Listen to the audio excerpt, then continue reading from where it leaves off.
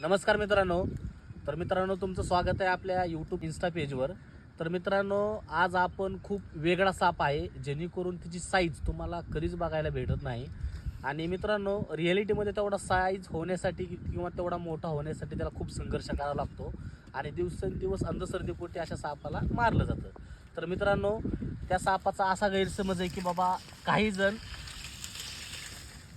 ह्याला घोणस म्हणून सुद्धा पकडायचा प्रयत्न करतात किंवा दोन तोंडी मांडूळ. पण मित्रांनो, ॲक्च्युली मांडुळाचा जी कलर जे असतो तो वेगळा असतो आणि ह्याला मराठीमध्ये डुरक्या घोणस या नावाने ओळखला जातो. आणि हे जी बॉडी स्ट्रक्चर तुम्ही बघू शकता, शरीर जे असते ते जाडजोडा असतं आणि हे जी टेल जी असते, टेलवरची जी स्केल असते ते खरखरीत असते, म्हणजे रफ असते आणि टेल निमुळत आखुडा असते. आणि हा मॅक्झिमम आपल्या भागामध्ये 3 फुटापर्यंत सहजपणे वाढू शकतो, पण तेवढा सहजासहजी होत नाही.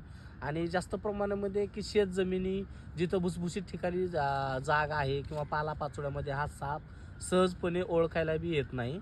तर मित्रांनो, ह्या सापापासून तुम्हाला कुठल्याही प्रकारचा धोका नाही. आणि विशेष म्हणजे की तुम्ही एक माणुसकी म्हणून अशा सापांना वाचवण्याचा प्रयत्न करा, जेणेकरून असे रेप्टाईल्स वाचले पाहिजे. जर रेप्टाईल्स वाचतील तर निसर्ग वाचेल, निसर्ग वाचेल तर तुम्ही आम्ही वाचतात. तर आपण त्याला इथं सोडून देऊ.